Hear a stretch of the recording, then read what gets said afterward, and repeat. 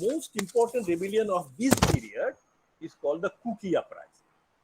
The Kuki uprising took place in 1917 when the First World War was about to begin. Actually, there was a long anger against the British. The Britishers had occupied their land and they were being used as impress labor. They are forced to do forced labor, and they were, tribals are very independent and proud-minded. They will starve, but they will not work as servant of others. But here they are being forced to work for the British.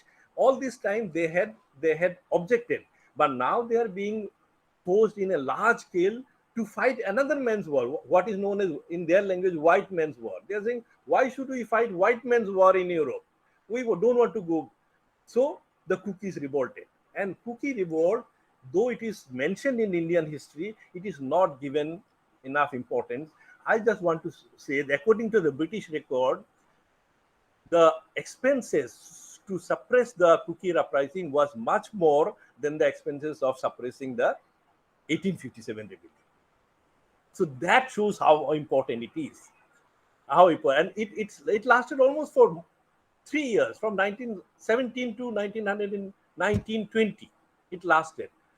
Eventually, of course, they were suppressed, and most of the Kuki chiefs were transported or hanged, and it was completely suppressed. So this is a very important uprising that need to be mentioned. I must mention that this Kuki uprising is quite known in Indian history books, but the importance, it is finished in 2 lines or 1 line. But it should be given much more space, because according to the British themselves, it was much more important than the 1857 revolt themselves. The Britishers were very, very scared. The tribals, their idea was the tribals are very, very violent people. They don't believe in submitting memorandum, and they believe in killing people, killing their oppressor.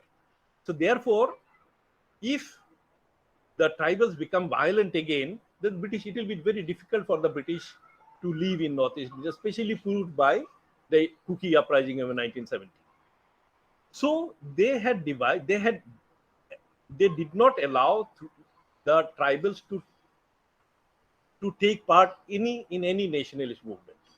Even if they had to go, suppose that Kuki or a Naga or a Lushaitev has gone from hills to Guwahati or Calcutta to study, he had to give a written undertaking that he will not take part in any Congress activities or any Congress. So he had to give a thing. So that is one way they had to stop the tribal uprising.